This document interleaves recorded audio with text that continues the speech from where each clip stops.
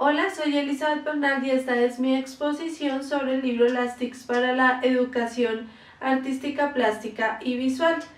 Yo les voy a exponer acerca del capítulo Aportaciones en español para la educación en el siglo XXI. Y en este capítulo la autora lo que hace básicamente es hacer un recuento de experiencias significativas en torno al arte y a la educación artística en Latinoamérica y en España. Entonces ella nos va a mostrar diferentes proyectos que se realizaron en estas regiones que tuvieron un desenlace o una finalidad en torno a la educación artística.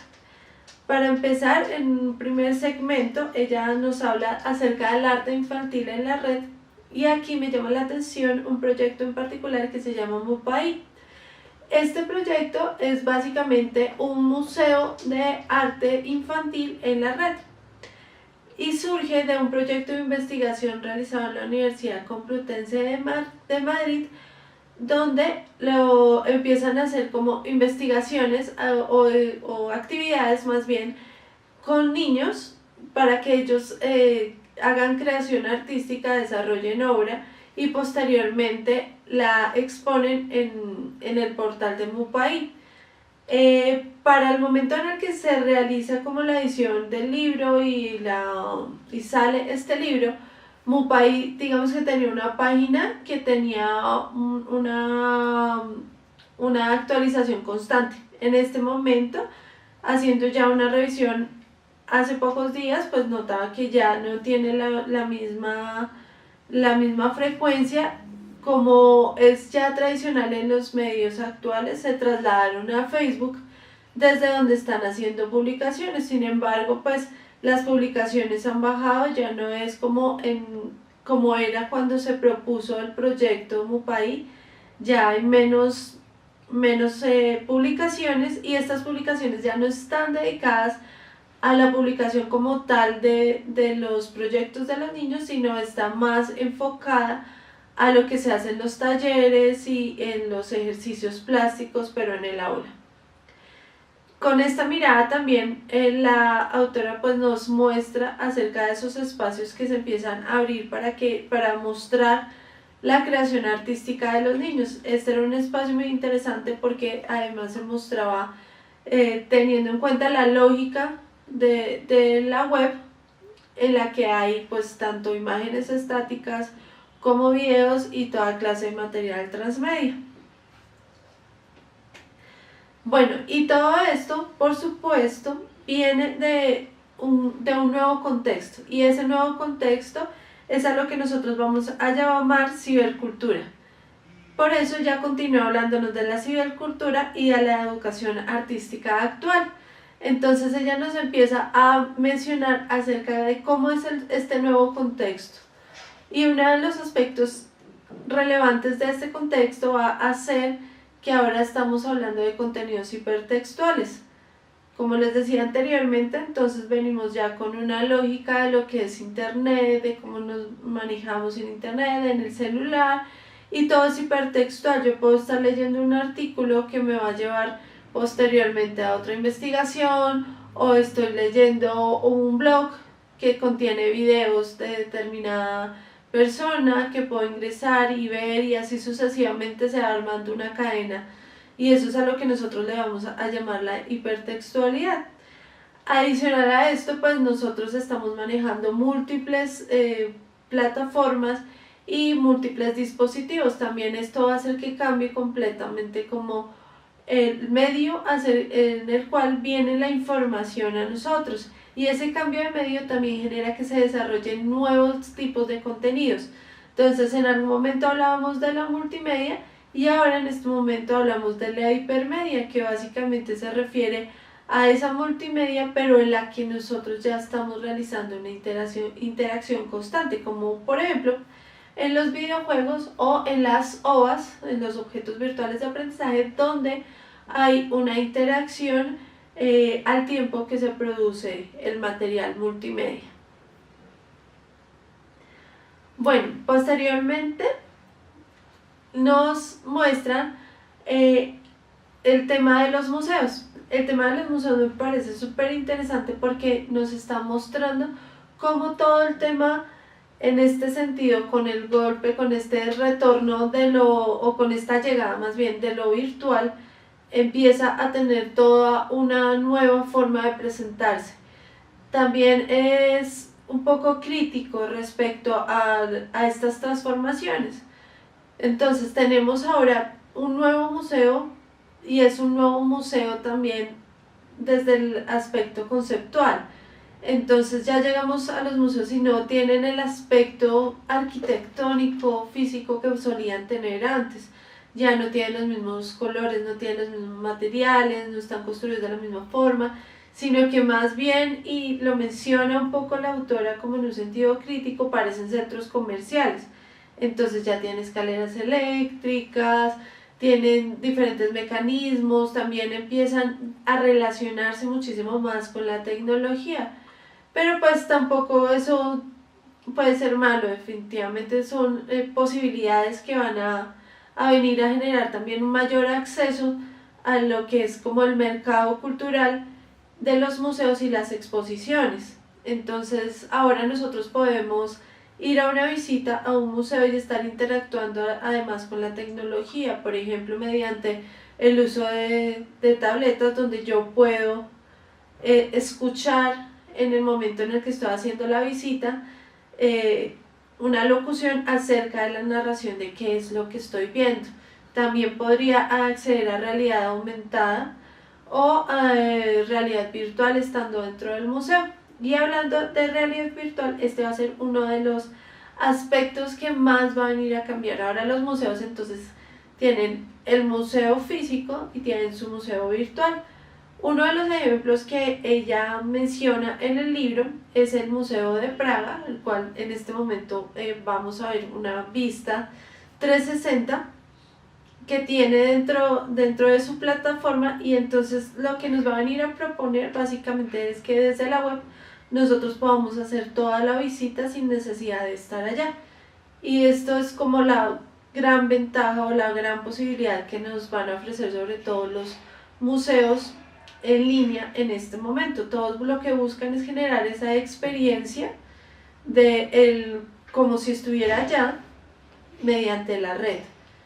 Pero sobre esto yo preguntaría, o más bien dejaría como el espacio abierto a una discusión acerca de si realmente en la web hay que procurar copiar o realizar nuevamente las experiencias físicas, o si habrá que pensar en la red como un medio completamente independiente y diferente en el que se expresan las cosas diferente y se muestran las cosas de otra forma diferente, es decir, un museo físico diferente a un museo virtual. También ella nos menciona acerca de un cambio en la finalidad del museo.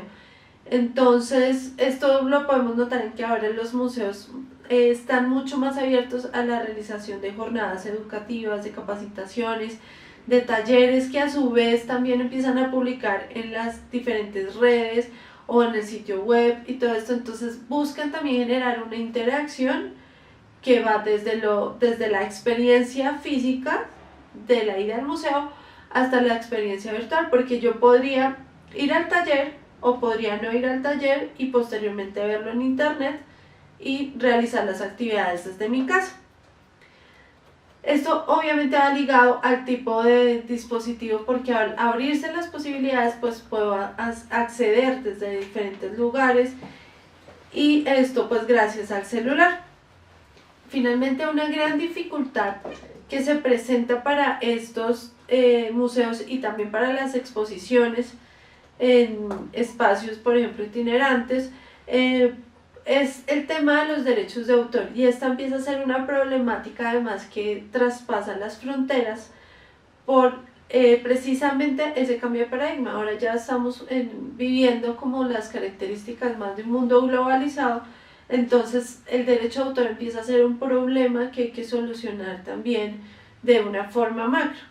Entonces se empieza a hablar acerca de qué se va a hacer respecto a esos derechos, a la protección de los derechos, en relación a la reproductibilidad, por ejemplo, y este es uno de los temas que en este momento está afectando de cierta forma a los museos porque aún hay mucho trabajo por hacer. Por ejemplo, en Colombia hace no más de un mes salió una nueva legislación sobre derechos de autor, sobre la cual hasta ahora pues estamos conociendo y estamos empezando a analizar y aplicar, y también son pequeñas modificaciones que se realizaron y que van a venir a afectar lo que ocurre en los museos, lo que ocurre en las galerías y en las exposiciones. Y una parte muy importante que ocurre especialmente en las artes plásticas es el tema de la apropiación, que va a tener un tratamiento completamente diferente a lo que será por ejemplo, la citación cuando yo estoy trabajando en un documento escrito. Porque yo en artes plásticas me apropio de una obra y puedo realizar mi obra a partir de esa apropiación, pero en un trabajo escrito yo no me estoy apropiando de un texto, sino que lo estoy citando. Y este va a ser un caso que es realmente sui generis dentro de la legislación de derechos de autor y que prácticamente solo va a venir a cobijar a las artes plásticas. Bueno, ella continúa hablándonos acerca del arte contemporáneo como recurso. En esta sección ella básicamente lo que nos está diciendo es que el arte contemporáneo también empieza a entrar o a relacionarse más bien con lo que ocurre en la educación artística de los niños. Y para explicarnos esto, entonces trae dos ejemplos. Uno es Kimupai, que también es un proyecto de la Universidad Complutense, donde los niños van y desarrollan talleres. Este está muchísimo más enfocado a la creación de los niños en espacio de taller y también en el compartir experiencias entre docentes. Y el otro ejemplo que nos trae se llama Enterarte, que es una iniciativa de profesores de artes plásticas y de otras artes que deciden empezar a hacer proyectos y empezar a hablar de investigación y de experiencias a partir de o gracias a la red. Entonces ellos publican videos de sus experiencias, de los ejercicios que desarrollan en clase, de las salidas a museos, porque además empiezan a llevar a los chicos a museos y a salidas, pero ya no como los museos históricos, sino a museos con obras y piezas de arte contemporáneo. Y todas estas experiencias las van a venir a montar dentro del portal. Y esto va enfocado a una idea de comunidad académica o de compartir conocimientos que tengan que ver con la experiencia de la educación artística. Y todo esto, por supuesto, está enfocado en una educación para la cultura visual. Entonces, aquí es bastante importante tener claro esta parte de cómo fue ese cambio o en qué cambió lo que veníamos haciendo. Nosotros, nuestras dinámicas sociales, digamos que éramos receptores de información. Ahora no solamente somos receptores de información, sino somos creadores de contenidos. Además de ser creadores de contenidos, también estamos leyendo muchísimo más o estamos captando muchísimo más material audiovisual. Esto va a impactar muchísimas áreas del conocimiento y muchísimos ámbitos de nuestra vida, porque ahora estamos leyendo más visual. Y entonces eso hace necesario que se enseñe a dar una mirada crítica sobre esos contenidos visuales. Y aquí es donde empiezan a centrar un poco la discusión acerca de cuál vendría siendo como la función de las artes dentro de la formación pedagógica. Entonces se habla acerca de que las artes están llamadas a ser como ese espacio crítico donde se va a empezar a analizar las imágenes, lo visual, lo audiovisual, y cómo estas imágenes pueden ser veraces, pueden tener o no tener calidad.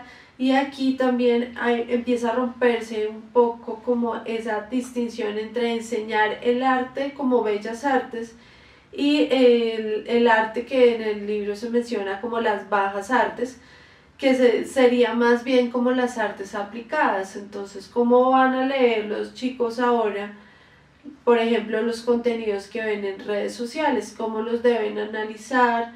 qué aspectos deben tener en cuenta, y por supuesto esto va atado a lo que tiene que ver con la evaluación de la información que está llegando a ellos, porque ahora pues estamos también en una época de una sobresaturación de información, la cual los niños deben adaptarse y deben lograr aprender a manejar y a leer asimismo el audiovisual.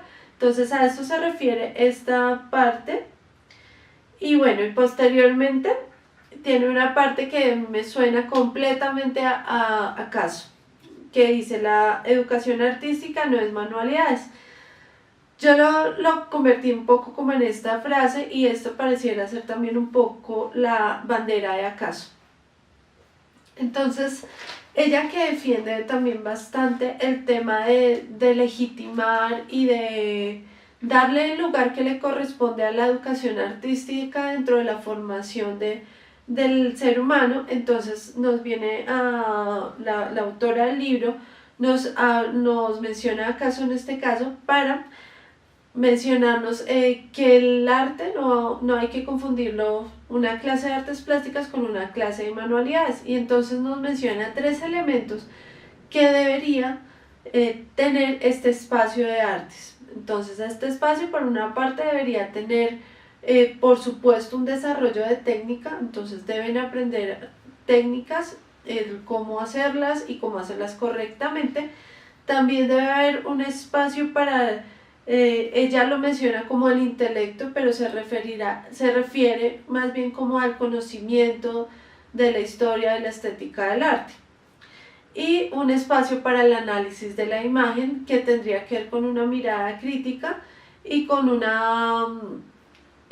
con lo que va a ser la apreciación del arte. Entonces estos serían elementos, además de la creación artística, que según ella deberíamos estar enseñando en este momento en los espacios de artes plásticas específicamente.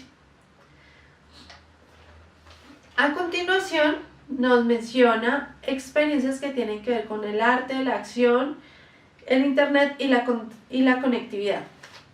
Entonces inicia por contarnos qué es la acción, y la acción viene relacionado con el performance, el happening y todas estas experiencias donde el cuerpo viene a ser parte. Y nos menciona acá también la obra de Mendieta, que es una obra muy importante, esta cubana. Realizaba algunos ejercicios de acciones plásticas donde también intervenía un poco la violencia, y lo hace para hablarnos acerca de un contexto político. También tenemos que situarnos muy bien en el contexto de las artes y de la política en esta época. Ella estuvo realizando artes en la época de los 80, cuando íbamos con la bandera de lo personal es político. Por eso ella, también guiada por esta línea, empieza a desarrollar estas acciones plásticas. Para este apartado, la autora nos menciona experiencias en las que los niños también realizan acciones en el aula de clase, y también van al museo, al espacio de arte contemporáneo, a presenciar performance y diferentes acciones para nutrir también ese componente de educación y de conocer las artes plásticas. Dentro de los proyectos que nos mencionan, hay un proyecto que se llama como algo africano, y en este proyecto lo que hacen es precisamente ya sacar a los niños para que intervengan dentro de una acción que sería tipo happening en museos, y que también ellos puedan interactuar y presentarse como creadores.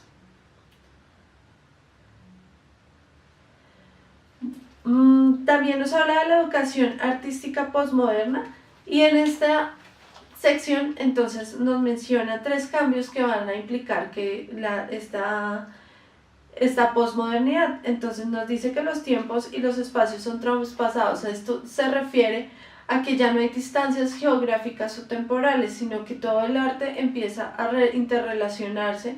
Entonces yo puedo realizar perfectamente una obra en la que converjan elementos muy latinos, por ejemplo, con elementos europeos o asiáticos, porque ya estamos hablando de interculturalidad. También nos habla de la identidad social, que también es como si fuera una cosa que viene un poco de lo que les mencionaba de Ana Mendieta, porque es esa visión de que lo personal o la obra empieza siendo personal, pero luego avanza para convertirse en un discurso más de tipo social. Y ese va a ser un aspecto muy importante dentro de lo que es el arte de la llamada posmodernidad. Y por último nos habla de un tema que pareciera el tema de moda en educación artística, que es la interdisciplinariedad. Pero es un tema muy chévere y muy interesante porque es salirse de esa división generada entre áreas o entre materias para decir que este es un espacio de artes plásticas, uno de música, uno de danza, uno de matemáticas, uno de español, de biología, para empezar a hablar que la educación artística está más en movimiento y se puede realmente trabajar de una forma integrada con las otras áreas del conocimiento a las cuales se está acercando el niño en su formación. Entonces es una mirada muy interesante y me parece bastante productiva para la formación artística y para la formación integral de los chicos en el colegio. Otro de los temas que menciona es la investigación en educación artística, y para hablar de este tema entonces nos habla acerca de 3 tipos de investigación. Entonces nos habla de una investigación cualitativa, que es la investigación que vendría haciéndose dentro del ámbito científico, entonces con medidas, números y comprobaciones. Nos habla de una investigación cualitativa, que sería la de las áreas humanísticas, y la novedad aquí va a ser que pone la investigación artística como otro tipo de investigación aparte. Dentro de las ventajas que va a tener la investigación artística es, por ejemplo, el medio. Vamos a poder cambiar el medio en el que estamos documentando y en el que estamos presentando la investigación. También el fin mismo de la investigación. Yo puedo investigar en investigación artística sobre algo que tenga que ver más con la emocionalidad o con la estética o con otros elementos que no se evalúan en los otros tipos de investigación. Y pues el resultado, un aspecto que me parece que cabe resaltar en esto es que siempre que se habla de educación artística, estamos hablando que la educación artística en teoría tiene la misma relevancia que cualquier tipo de investigación, pero lo que vemos en la práctica es que por una parte no es tan común realizar investigación artística, y por otra parte al momento de la evaluación no se tiene tan en cuenta esta clase de investigación frente a otro tipo de investigaciones, por ejemplo de carácter cualitativo. Es muy probable también que la investigación artística la piensen centrada en la creación de un objeto documental, y la creación como un objeto de fin o de resultado de una investigación artística no necesariamente es un objeto documental, también puede ser una obra plástica, porque está dirigido a fines completamente alternos a los que estaría dirigida una investigación. También está el caso en la que hablamos de una investigación informada en las artes, en las que tenemos un documento como tal, como el de cualquier investigación cualitativa o cuantitativa, donde tenemos como la información, la documentación, todo lo que fue la investigación, y tenemos aparte una pieza artística documental que está hablándonos de ese proceso. Pero también está la investigación artística, en la que es una pieza artística como tal, el resultado de esa investigación, y no necesariamente una documentación, sino que va más allá a ser una obra como tal.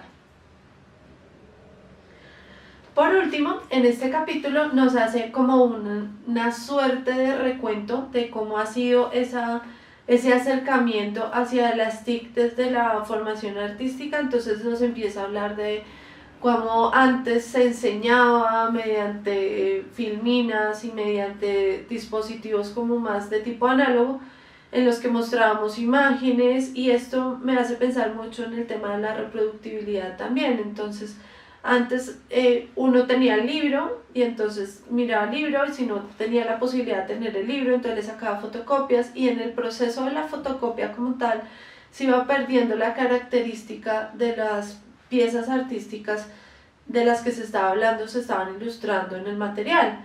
Entonces esto realmente hacía que el acceso fuera un poco complejo. En este recuento después hablaba acerca del momento en el que se empezó a utilizar PowerPoint como una primera TIC utilizada en la educación artística, y cómo se fueron acercando cada vez más a diferentes TIC hasta lo que tenemos en la actualidad.